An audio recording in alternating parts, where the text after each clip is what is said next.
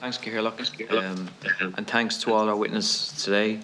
Obviously, we're debating and grappling with this subject. This kind of subject has been ongoing for the last over a decade in relation to where do we go from here. And it's good that we're having a debate and kind of teasing out the kind of, I suppose, the international variations on assisted dying.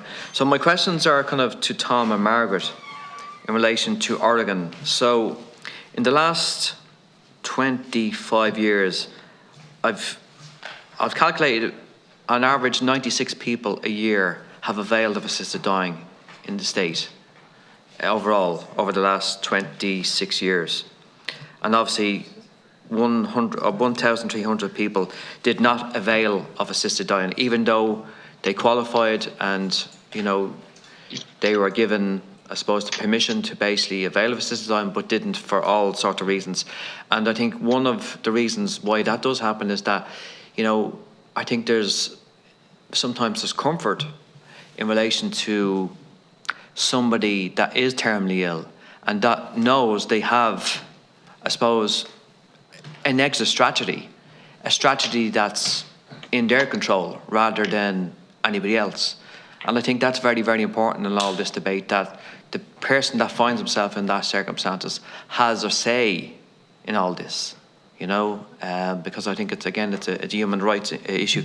So Tom, just in relation to the parameters of Oregon, essentially hasn't changed in the last 26 years from kind of my kind of observation. Has there been any kind of, I suppose, over the evolution of the last 26 years, the support in the medical community, what has that been like in relation to, I presume there was a lot of opposition at the start, probably still is to a certain degree, but from the medical community, what kind of, I suppose, what narrative in the last 26 years has come from the medical community in relation to the evolution of this situation? And the other states in the United States, are they pretty similar to the Oregon model? So if you could just comment on that, and then I could come back. Dr. Gian first. Yes, thank you.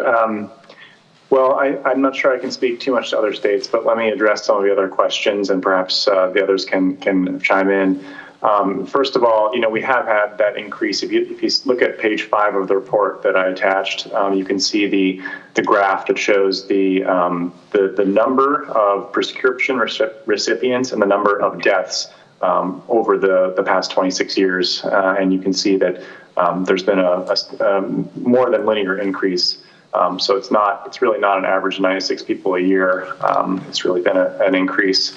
And I do think one of the strengths of the law, as you alluded to, is that patients, when they have that terminal diagnosis and they go through the process, they upfront go through the process and receive the medication, and then it's entirely up to them. They can just set it aside and forget about it. Or if it comes to it, they can decide that now is the time, and they don't have to worry about the process or the paperwork at that point. They can just take it. So I think really empowering the patient to have that power is a big strength of our law. I think I'm forgetting about your other question. Just in relation to the physicians in the state of Oregon. Oh, yes. So I'm not sure I could make a generalization. You know, I think there are a lot of physicians who aren't really involved, who probably don't have a strong opinion. There are physicians on both sides, you know, kind of on the right to life or anti-choice and the pro-choice, or, you know, whatever you want to call it, both sides of that debate. And I think the vast majority of physicians in Oregon are not, of course, participating in this act directly. They may be referring their patient to a physician specialist who would then go through the process with the patient. But I don't have a sense that there is a unifying consensus from Oregon physicians as to whether this is a good or bad a law. And I think in one sense that perhaps speaks to the fact that it's working as intended. There's just honestly not a ton of dialogue in the public discourse or the medical discourse about death with dignity. It's been kind of running smoothly that's my impression. Thank you, Doctor. Dr. Margaret Batten. Yes, about other organizations, many of the medical associations in this country I cannot give you an exact number, have switched their view from opposition to what's called, I think, studied neutrality. That is, some of them have switched to support, some of them have remained opposed, but the a frequent position now is, we'll wait and see. We are neutral, we will be neutral, but continue to reflect on this circumstance.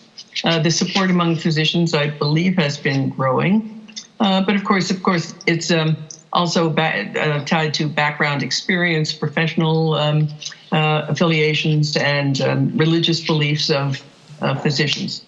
There, in some states, Washington would be an example, there's opposition that is religiously originated and a function of the fact that many of the hospitals in that state are owned by the Catholic Church, which prohibits this practice, and as well as reproductive practices and so on. So those physicians are not allowed to support this or practice it, either in the facility and I believe also not in the facility.